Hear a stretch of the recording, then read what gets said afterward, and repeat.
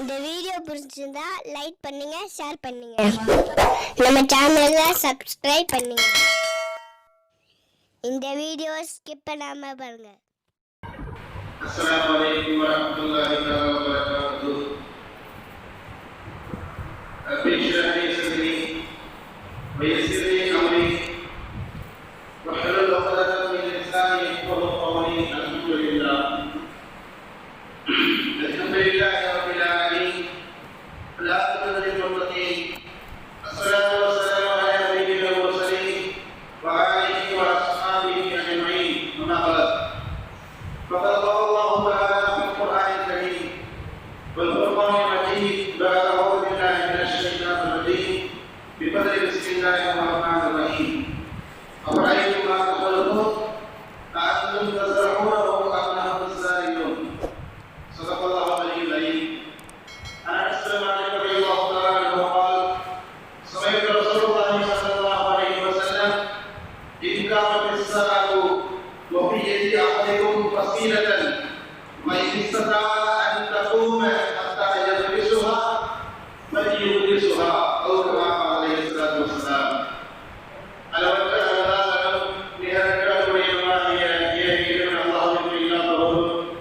நம் மீது மேலான நமது தலைவர் ஹஜ்ரத் ரசூலுல்லாஹி ஸல்லல்லாஹு அலைஹி வஸல்லம் அவர்கள் மீதும் அவர்களை பின்பற்றிய சத்திய சஹாபாக்கள், நாதாக்கள், ஷஹதாக்கள், உலக முஸ்லிமான ஆண்கள் பெண்கள் அனைவர் மீதும் நம்மை படைத்து பரிபாலித்துக் கொண்டிருக்கின்ற இறைவன் அல்லாஹ் தஆலாவுடைய சாந்தி சமாதானம் என்றும் என்றென்றும் நிலைநிற்கட்டுமாக. ஆமீன். கண்ணியமான சகோதரர்களே, இன்றைய தினம் இந்திய தேசம் முழுவதும் பேசப்படுகின்ற ஒரு முக்கியமான பிரச்சனை புதிய வேளாண் மசோதா. இந்தியா மட்டுமல்ல, இந்தியர்கள் எந்த நாடுகளெல்லாம் வசித்துக் கொண்டிருக்கிறார்களோ அது மட்டுமல்ல, எங்கெல்லாம் மனிதர்கள் பசிக்காக உணவை கொடுக்கிறார்களோ அந்த தேசங்களில் எல்லாம் இன்றைக்கு மத்திய அரசால் கொண்டு வரப்பட்டிருக்கின்ற புதிய வேளாண் மசோதாவிற்கு எதிராக ஆர்ப்பாட்டங்களும் கண்டன கோஷங்களும் எழுப்பப்படுவதை பார்க்க முடிகிறது. குறிப்பாக டெல்லியில 1 கோடிக்கும் அதிகமான விவசாயிகள் இந்தியாவுடைய தலைநகரை முற்றுகையிட்டு இந்த மசோதா எங்களுக்கு தேவையில்லை என்பதாக, இந்த மசோதாவை திரும்ப பெற வேண்டும் என்பதாக தன்னுடைய கோஷங்களை, தன்னுடைய கோரிக்கைகளை முன்வைக்கிறார்கள். அருமையான சகோதரர்களே, ஆசியாவை இதுவரை கண்டிராத மிகப்பெரிய முற்றுகை போராட்டம் என்பதாக இந்த போராட்டத்தை வரலாற்று ஆய்வாளர்கள் பதிவு செய்கிறார்கள். ஆசிய கண்டம் முழுவதும் இது போன்ற ஒரு போராட்டத்தை கண்டதில்லை என்று சொல்லும் அளவிற்கு இன்றைக்கு பாசிச மத்திய அரசுக்கு எதிராக இன்றைக்கு கண்டன கோஷங்கள் எழுப்பப்படுகிறது. அருமையான சகோதரர்களே, விவசாயிகளுக்கு ஆதரவாக இந்த மசோதாவை நாங்கள் கொண்டு வந்திருக்கிறோம். பெருநிறுவனங்களுக்கு எந்த விதமான லாபமும் இல்லை. விவசாயிகளுடைய அந்த பொருளாதாரம் மேம்பட வேண்டும் என்ற நோக்கத்தில் இப்படி இந்த மசோதா கொண்டு வரப்பட்டிருக்கிறது என்று மத்திய அரசு கூறினாலும் விவசாயிகள் இதற்கு எதிராக போராடி கொண்டிருக்கிறார்கள். காரணம் என்ன தெரியுமா?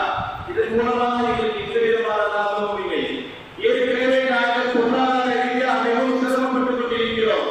எங்களை கொத்தடிமைகளாக மாற்றுவதற்காகத்தான் இந்த மசோதா ஏற்படுத்தப்பட்டிருக்கிறது என்று எந்த விவசாயத்துறை நலனுக்காக இந்த மசோதா கொண்டு வரப்பட்டது என்று மத்திய அரசு சொல்கிறதோ அந்த விவசாயிகளே ஒரே குரலில் சேர்த்து எழுதினார்கள். 500க்கும் அதிகமான விவசாய சட்டங்கள்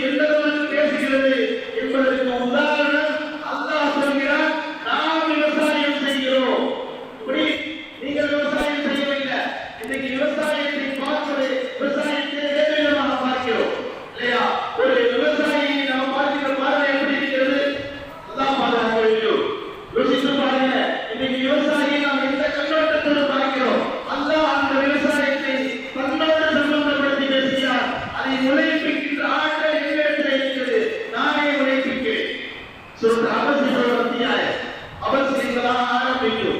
அந்த அத்தியாயத்தை அல்லாஹ் இன்னொரு பேசுகிறார். மனிதன் தான் உண்ணுகிறான் இல்லையா, தாம் என்ற உணவு, தான் உண்ணுகின்ற உணவை சிந்தித்து பார்க்கட்டும். நபர் என்றால் ஆய்வு செய்து பார்ப்பதற்கு பொருள். பலமுறை பேசியிருக்கிறோம். நபர் என்றால் ஆய்வு கண்ணோட்டத்தில் பார்ப்பதற்கால் நபர் என்று சொல்லப்படும். அல்லாஹ் சொல்லினால் மனிதன் தான் உண்ணுகின்ற உணவை நன்கு ஆய்வு செய்து பார்க்கட்டும். என்ன அப்படி ஆய்வு இருக்கிறது? அல்லாஹ் சொல்லினார், அண்ணா சதவல்லா சப்பா, வானத்திலிருந்து நாமே தண்ணீரை இறக்குகிறோம். பிறகு அந்த பூமியை நாமே பிறக்கிறோம். யோசிக்கிறது இல்லையா? ஒரு சாதாரணமான செடி, கையில பிடிக்க முடிந்த அளவுக்கு ஒரு செடி, இது எப்படி பூமியை பிறந்து வருகிறது? யோசிக்கிறது இல்லையா? அல்லாஹ் சொல்லினார், பூமியை நாமே பிறக்கிறோம். அந்த பூமியிலிருந்து விதைகளை, உடைகளை, தானியங்களை நாமே குறைப்பிற்கு செய்கிறோம் என்பதை அல்லாஹ் சொல்லியிருக்கிறார். அருமையான சகோதரர்களே, விவசாயம் சாதாரணமான ஒரு கலை என்று ஒதுக்கிவிட முடியாது. அல்லாஹ் தாம் விவசாயம் செய்கிறோம் என்று சொல்கிறார். இன்னும் வேறொரு பார்வையில கோணத்தை பார்ப்பதாக இருந்தால் விவசாயியை ஒரு உயர்ந்த கண்ணோட்டத்தில் பார்க்க வேண்டும். உதாரணத்துக்கு மருத்துவரை நாம் எப்படி பார்க்கிறோம்? மருத்துவ படிப்பு என்பது இந்த உலகத்தில் ஆகப்பெரிய படிப்பு இல்லையா? மருத்துவரை பார்க்கின்ற பார்வையை விட மனிதனை தாண்டி மலக்குறை மருத்துவரை பார்க்கிறோம். என்ன காரணம்? உடலுக்கு ஆரோக்கியத்தை வழங்குகிறார், ஷிபாவை வழங்குகிறார். நம்ம என்ன கொண்டிருக்கிறோம்? ஷிபா என்பது அல்லாஹ்விடம் இருக்கிறது இல்லையா? மருத்துவரால் ஷிபா அளிக்க முடியாது. அல்லாஹ் நாடினால் மட்டும்தான் நிவாரணத்தை அளிக்க முடியும். ஆனால் அந்த நிவாரணத்திற்கு ஒரு காரணியாக இருப்பதனால மருத்துவரை உயர்ந்த கண்ணோட்டத்தில் பார்க்கிறோம் இல்லையா? இதே போன்றுதான் உணவு. அல்லாஹ் தன்னை ராசி என்று சொல்கிறார். உலகத்தில் எந்த உயிரினத்திற்கும் உணவளிக்கின்ற பொறுப்பை அல்லாஹ் தானே எடுத்திருக்கிறார். தான் அல்லாத யாருக்கும் வழங்கவில்லை. உணவளிக்கின்ற பொறுப்பு அல்லாஹ் தன்னோடு சம்பந்தப்பட்டு பேசுகிறார். இந்த இடத்துல யோசித்து பாருங்க. சுபாவங்களுக்கு காரணமாக இருக்கின்ற மருத்துவரை உயர்ந்த கண்ணோட்டத்தோடு பார்க்கின்ற நாம் இந்த உணவு வழங்குவதற்கு காரணமாக இருக்கின்ற விவசாயிகளை உயர்ந்த கண்ணோட்டத்தோடு பார்க்கிறோமா? முக்கியமான கேள்வி. அதையாக சொல்லிட்டு அந்த அடிப்படையில ஒரு முக்கியமான ஒரு இடத்துல இஸ்லாமிய பார்வையில விவசாயம் இருக்கிறது. அனஸ் பின் மாலிக் ரலியல்லாஹு தஆலா அவர்கள் அறிவிக்கின்ற ஒரு ஹதீஸ். பெருமானார் அறிவிக்கின்றார்கள், மாமி முஸ்லிமின் யுஹிசு அர்ஸன். எந்த ஒரு முஸ்லிம் ஒரு செடியை நடுகிறார், அவர் எந்தளவு அல்லது விவசாயம் செய்கிறார். ஒரு முஸ்லிம் ஒரு செடியை நடுகிறார் அல்லது விவசாயம் செய்கிறார். அந்த செடி மரமாகி அந்த மரத்திலிருந்து ஒரு பறவை உண்ணுகிறது, அந்த செடியிலிருந்து ஒரு பறவை உண்ணுகிறது, தானியத்தை பறவை உண்ணுகிறது. அந்த வேறு ஒரு மிருகங்கள், வகீம் என்றால் ஆடு மாடு போன்ற மிருகங்களுக்கு வகீம் என்று சொல்லப்படும். ஒரு மிருகம் உண்ணுகிறது, அல்லது ஒரு மனிதன் உண்ணுகிறார் என்றால் பெருமானார் பதிவு செய்கிறார்கள், அவனுக்கு சதகாவுடைய கூலி கிடைக்கிறது. எப்படி? நான் ஒரு செடியை நடுகிறேன், அந்த செடியிலிருந்து மரமாகி அந்த மரத்தில் ஒரு ஆடோ அல்லது மாடோ அல்லது பறவையோ அல்லது மனிதர்களோ யாரிலிருந்து பயன் பெற்றாலும் அதிலிருந்து கூலி நட்டை இறந்து வழங்கப்படும் என்பதாக பெருமானார் பதிவு செய்கின்றார்கள். இன்னொரு ஹதீஸ்ல இப்படி பேசப்படுகிறது, அந்த மரத்திலிருந்து யாரேனும் ஒரு நிழல் பெற்றாலும், அது யாராக இருந்தாலும் சரி, நிழலை அடைந்தாலும் அதற்குண்டான கூலியும் நாளை உணவையிலே இந்த மனிதனுக்கு முஸ்லிமுக்கு கிடைக்கிறது என்று பெருமானார் பேசுகிறார்கள். யோசிச்சு பாருங்க, பெருமானார் ஒரு முஸ்லிம் வறுமையோடு சம்பந்தப்படுத்தி பேசுவது பெருமானாருடைய வழக்கம். இவ்வளவு சரியான நிறைவேற்றிய வறுமையை வச்சு கிடைக்கும், நோட்டை இப்படி வைக்க வறுமையை வச்சு கிடைக்கும், சகாத் ஹஜ் போன்ற வணக்கங்களை எல்லாம் வறுமையோடு சம்பந்தப்படுத்தி பேசுவார்கள். ஒரு முஸ்லிமுடைய அல்டிமேட் கோல் வறுமையோடு வெற்றி. நீ மரத்தை நடு, வறுமையோடு வெற்றி கிடைக்கும் என்று பெருமானார் பேசுகிறார்கள். இதெல்லாம் விவசாயத்தோடு சம்பந்தப்பட்ட செய்திகள். இன்னொரு ஹதீஸ்ல பெருமானார் இப்படி பேசுகிறார்கள், சமூகம் 7 விஷயங்கள் எதிரேயில் அமைதியில் உள்ள பாகமௌதிஹி வஹுவ ஒரு அடியான் இந்த காரியத்தை செய்கிறான். இந்த காரியத்தோடு சம்பந்தப்பட்ட அந்த அடியான் இவனுடைய மரணத்திற்கு பிறகும் இந்த 7 விஷயங்களுடைய கூலி இவனுக்கு நன்மையாக சேர்ந்து கொண்டே இருக்கும். இதுவரை ஒவ்வொரு அவன் கபரிலே இருந்தாலும் அவனுக்கு நன்மைகள் சென்று கொண்டே இருக்கும்.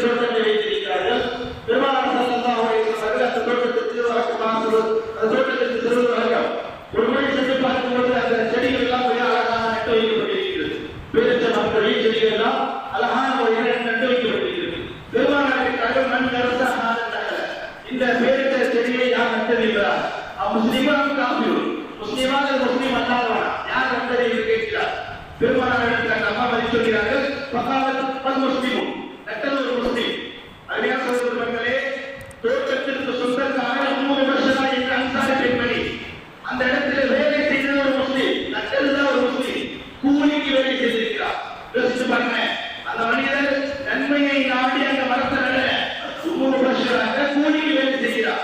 பெருமானார் கேட்டு விட்டு பதில் சொன்னார்கள், மாமின் முஸ்லிமின் எதிர்த்து வருசன் அதே வார்த்தையோடு பெருமானார் பேசுகிறார்கள். எந்த முஸ்லிம் உலகத்துல ஒரு செடியை நடுகிறார் அல்லது விவசாயம் செய்கிறார், இதன் மூலமாக ஒரு பறவையோ ஒரு விலங்கோ ஒரு மனிதனோ நன்மையை அடைந்தால் பிரயோஜனம் பெற்றால் இதற்கு உண்டான கூலி அவருக்கு மறுமையை கிடைக்கும் என்று பெருமானார் பேசுகிறார்கள். அது என்ன சொல்ல விரும்புகிறேன், வேற சொன்ன ஹதீஸ்ல ஒரு மனிதன் நன்மையை நாடி செடியை நட்டால் நன்மை கிடைக்கும் இல்லையா? நாளை மறுமையில் நன்மை கிடைக்கணும், வெற்றி பெறணும், அதனால நான் செடி நடுகிறேன் என்பது ஒரு நியாயமான விஷயம். இவருக்கு மறுமையில் நன்மை கிடைக்கும் என்பது நியாயமானது. ஆனால் இந்த ஹதீஸ்ல இந்த மனிதர் கூலிக்கு வேலை செய்திருக்கிறார். வேலை செய்ததற்கு முன்னால் கூலி வந்து கொடுக்கப்படும். ஆனால் இதையும் பெருமானார் எப்படி பேசுகிறார்கள், இதற்குண்டான கூலியும் நாளை மறுமையில் வழங்கப்படுகின்றது. அதனால சொல்றது இப்படி நிறைய சொல்லிக் கொண்டே போகலாம். இறுதியாக குர்ஆன் ஹதீஸிலே விவசாயம் சம்பந்தமாக எந்த அளவுக்கு பெருமைப்படுத்தப்பட்டு பேசப்பட்டிருக்கின்றால் நம்மால் கற்பனை செய்ய முடியாது. இப்படி ஒரு வாக்கியங்கள் ஹதீஸில் பெயர்பட்டிருக்கிறதா என்று இப்படியெல்லாம் பெருமானார் பேசுவார்கள் என்று சொல்லுகின்ற அளவுக்கு ஒரு வார்த்தை இருக்கிறது. அதை அனஸ் பின் மாலிக் ரலியல்லாஹு தஆலா அறிவிக்கிறார்கள், இன்காமத் இஸ்ஸாஅத்து, மறுமை வந்துவிட்டது. எப்படி மறுமை வந்துவிட்டது. உங்களுடைய வசீலத்தை உங்களுடைய ஒருவருடைய கையில ஒரு செடி இருக்கிறது, நடுவதற்காக ஒரு செடி வச்சிருக்கீங்க. மறுமை வந்துடுச்சு. பெருமானாருடைய வாழ்க்கையை பாருங்கள். நீ மரம் நடுகின்ற நேரம், அந்த செடியை நடுகின்ற நேரம் அளவுக்கு நேரம் இருக்கிறது. நட்ட பிறகுதான் அந்த உலகம் அழியும் என்று இருந்தா இப்படி யாமக்காலம் வந்துருச்சு. கையில ஒரு செடி இருக்கு. இப்போ உனக்கு ஒரு எண்ணம் ஏற்படுகிறது, நம்ம நடுகின்ற அளவுக்கு நேரம் இருக்கிறது.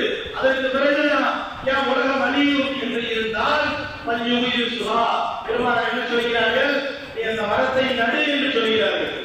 நேரம் வந்துடுச்சு, அதை விட்டுட்டு இறைவனுக்கு விவாதத்தில் பக்கம் இருக்கு. அதிகமா நிச்சயம் பார்த்தது. இதுக்கப்புறம் வாழ்வதற்கு வழி இல்லை, உலகம் அழிய போகிறது, நிறைய நன்மையை தேடு என்று பெருமானார் சொல்லியிருக்கிறார். இறைவனத்தில் மூழ்கு என்று பெருமானார் சொல்லியிருக்கிறார். இதற்கு பிறகு இந்த செடியை யாராவது பிரயோஜனப்பட போகிறார்களா? கிடையாது. உலகம் மறைஞ்சிருச்சு சொன்னா அது எந்த மனுஷனோ எந்த ஆடோ எந்த மாடோ எந்த பறவையோ எந்த விதமான பிரயோஜனம் அடைய போவது கிடையாது. உலகம் அழிய போகிறது. அந்த நேரத்தில் கூட பெருமானார் சொன்ன வார்த்தை என்ன, செடிகள் இந்த நேரம் அளவிற்கு உலகம் அழிவதற்குண்டான நேரம் இருந்தால் செடியை நடு என்று பெருமானார் பேசுகிறார்கள். இப்படி நிறைய செய்தி சொல்லிக் கொண்டே போகலாம். இறுதியாக இஸ்லாமிய ஆட்சி அதிகாரங்களிலே இந்த விவசாயத்துக்கு எந்த முக்கியத்துவம் கொடுக்கப்பட்டது? இஸ்லாமிய குறிப்பாக இந்திய அளவிலே இந்தியாவை ஆண்ட முஸ்லிம் ஆட்சியாளர்கள் முஸ்லிம் மன்னர்கள் விவசாயத்துக்கு எந்த அளவுக்கு முக்கியத்துவம் கொடுத்தார்கள் என்ற செய்தியை பார்த்துவிட்டு புதிய வேளாண் மசோதாவுடைய நெருக்கடிகளை பார்க்கலாம். சுருக்கமாக பார்க்கலாம். திப்பு சுல்தானை பற்றி நமக்கு தெரியும். திப்பு சுல்தானை பற்றி நிறைய விமர்சனங்கள் இந்த இந்து பாகிஸ்தான் சக்திகளின் மூலமாக கொடுக்கப்பட்டாலும் இவருடைய நிறைய சீர்திருத்தங்கள் இருக்கிறது. இவருடைய சீர்திருத்தங்களில் மிக முக்கியமான சீர்திருத்தம் உழுவப்பட்டு இனம் சொந்தம். ஒரு இடம் தரிசு நிலமாக இருக்கிறது, விவசாயம் செய்யப்படல. ஒரு மனிதன் அந்த இடத்துக்கு சொந்தக்காரன் இல்லை, வேகமாக வந்து அந்த இடத்தை உழுது விவசாயம் செய்கிறான் என்றால் விவசாயம் செய்வதன் காரணமாக அந்த இடம் அவனுக்கு சொந்தம் என்பதாக திப்பு சுல்தான் ஒரு சட்டத்தை போட்டார். அதே போன்ற திப்பு சுல்தானுடைய இன்னொரு முக்கியமான சீர்திருத்தம் நமக்கு தெரியும். நம்மளை பரவலாக கேள்விப்பட்டிருப்போம். யாராவது ஒரு தவறு செய்துவிட்டால் அவனுக்கு தண்டனை என்ன தெரியுமா? அவனுக்கு தண்டனை பனை மரங்களை நட வேண்டும். இன்னும் சில இடங்களிலே வேறு மரங்களை பதிவு செய்யப்பட்டிருக்கிறது. பனை மரம் அவனுக்கு பனையுடைய ஆழம் அந்த செடிகள் கொடுத்தோம், அதை நட வேண்டும். அரசாங்கம் சொல்லுகின்ற அளவிற்கு அதை பராமரிக்க வேண்டும். அரசு அதை கண்காணிக்கும் என்பதாக இவனுக்கு தண்டனை காலத்தில் மரங்களை வளர்ப்பதற்குண்டான ஒரு சீர்திருத்தங்களை செய்தார். இன்னைக்கு பார்க்கலாம், பெங்களூர் போன்ற நகரங்களிலே எவ்வளவு வயலில் குளிர்ச்சியாக இருக்கும். மரங்களின் நகரம் என்று பெங்களூர்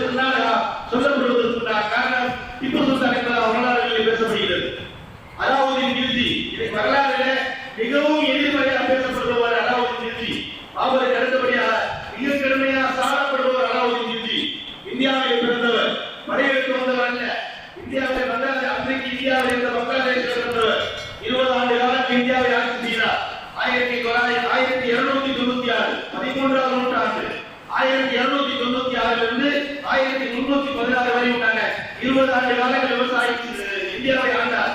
இவரை பற்றி சொல்லப்படுகிறது, இவர் செய்த சீர்திருத்தங்களிலேயே ஆக மிகப்பெரிய சீர்திருத்தம் விவசாயம் சம்பந்தமா இவரை பற்றி சொல்லப்படுகிறது. அன்றைக்கு பார்ப்பனர்களிடத்தில் ஜமீன்தார்களாக நிறைய நிலங்களை வைத்திருந்தார்கள். இவர் விவசாயம் செய்ய மாட்டார்கள். ஏழைகள் விவசாயிகளை கொத்தடிமைகளாக நடத்தி கொண்டிருந்தார்கள். இது அலாவுதீன் கில்ஜியுடைய மிக முக்கியமான சீர்திருத்தத்தில் ஒன்று சொல்லப்படுகிறது. பார்ப்பனர்களிடமிருந்து ஜமீன்தார்களிடமிருந்து நிலங்களை பிடுங்கி ஏழை விவசாயிகளிடத்தில் கொடுத்து, நீ விவசாயம் செய், இனி இது உன்னுடைய நிலம். அவன் விவசாயம் செய்தால் அவனுடைய நிலம். அவன் எப்பொழுது விவசாயம் செய்யவில்லையோ அந்த இடங்களை பிடுங்கி இவர்களிடத்தில் கொடுத்து, இனி இந்த இடம் உனக்கு சொந்தம், இதில் விளைகின்ற பொருள் உனக்கு சொந்தம், இதிலிருந்து பெருமலை, இதிலிருந்து பெறுகின்றதிலிருந்து வரிகளை அரசுக்கு வழங்கியிருப்பதாக விவசாயம் செய்பவர்களுக்கு நிலத்தை வழங்கினார் என்பதாக முடிவு செய்யப்படுகிறது. இதை பற்றி சொல்லப்படுகிறது, மங்கோலியர்கள் கிட்டத்தட்ட 6 முறை இந்தியாவை படையெடுத்தார்கள். மங்கோலியர்கள் கிட்டத்தட்ட 6 முறை இந்தியாவை படையெடுத்தார்கள். மங்கோலியர்களுடைய வரலாறுகளை படித்து பாருங்கள். மனிதர்களே மிக மோசமானவர்கள் மங்கோலியர்கள். இவர்களை எதிர்த்து யாரும் வெற்றி பெற்றதா வரலாறு இல்லை. இந்த 6 முறையும் மங்கோலியர்களை விரட்டி எடுப்பதற்குண்டான ஆளுமை திறனாக அலாவுதீன் கில்ஜி விளங்கினார் என்றால் சொல்லப்படுகிறது. இப்படிப்பட்ட அலாவுதீன் கில்ஜியை பற்றி இன்னொரு செய்தி சொல்லப்படுகிறது. மக்களுக்கு மத்திய வரிசுமையை சரி செய்தார். குறிப்பாக விவசாயிகளுடைய வரிசுமையை சரி செய்தார். இன்னும் சொல்ல போனால் முக்கியமான செய்தி, ஆட்சி அதிகாரிகளுடைய மிக முக்கியமான ஒரு தகுதி விலைவாசியை கட்டுக்குள் வைத்தார்.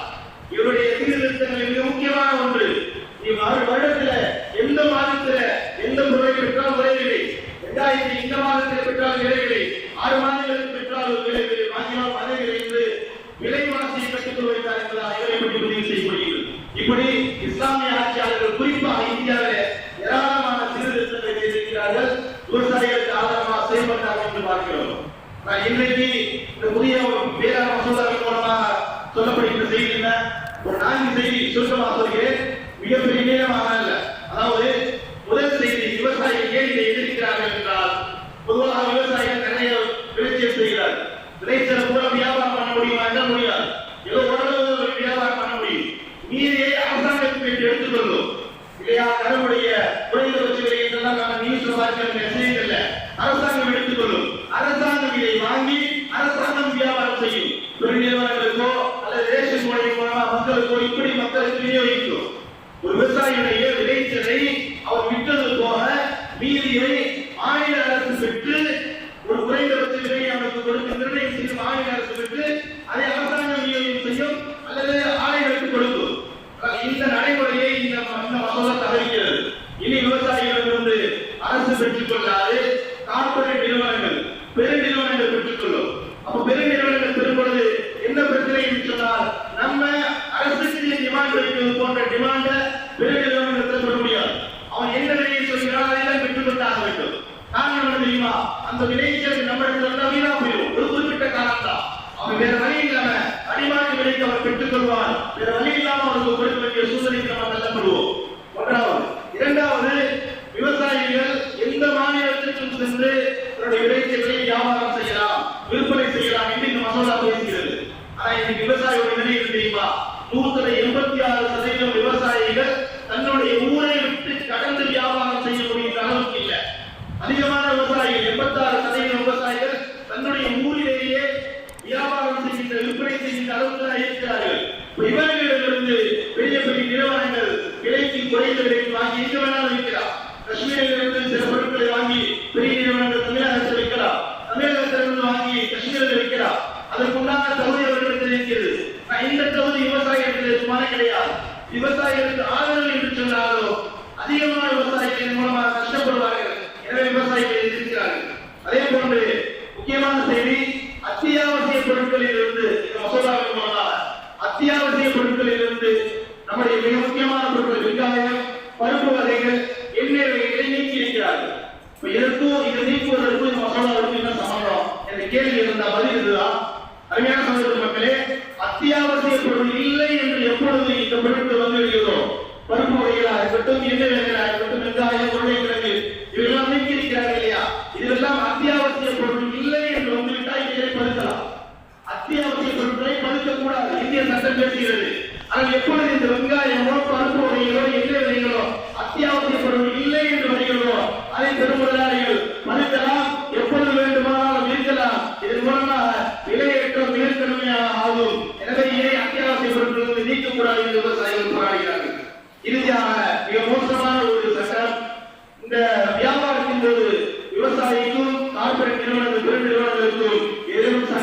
பகுதியில் பிரச்சனைகள் ஏற்பட்டால் இதில் அரசு தலையிடாது, அவர்களே அந்த பிரச்சனையை தீர்த்துக் கொள்ள வேண்டும் என்ற ஒரு மோசமான சட்டங்களையும் இந்த மசோதாக்களின் மூலமாக நிவர்த்தி செய்திருக்கிறார்கள். அருமையான சகோதர மக்களே, இப்படி ஏராளமான பிரச்சனைகள் விவசாயிகளுக்கு மட்டுமல்ல, பசி என்று வரும்பொழுது உணவை ஓடுகின்ற ஒவ்வொரு மனிதர்களுக்கும் எதிரான சட்டம், விவசாயத்துக்கு எதிரான சட்டம் என்றாலே கடந்து போகக்கூடிய ஒரு நிலை அல்ல.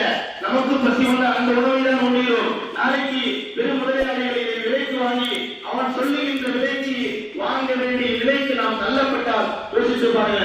இப்படி நிறைய நெருக்கடிகள் இதில் இருப்பதனாலதான் நவம்பர் 26 17ஆம் தேதி முதல் பஞ்சாபில் ஏராளமான விவசாயிகள் டெல்லியை நோக்கி பேரணி நடந்தார்கள், டெல்லியை முற்றுகையிட்டார்கள். இவர்கள் டெல்லிக்குள் வரக்கூடாது என்பதற்காக வேண்டி மத்திய அரசு மூலமாக முன்வெளியில் போடப்பட்டது, காவலர்கள் மூலமாக தடுக்கப்பட்டார்கள், அகல் தோண்டப்பட்டது. நம் வரலாறு படிக்கிறோம், அகல் தீட்டம் என்றார்.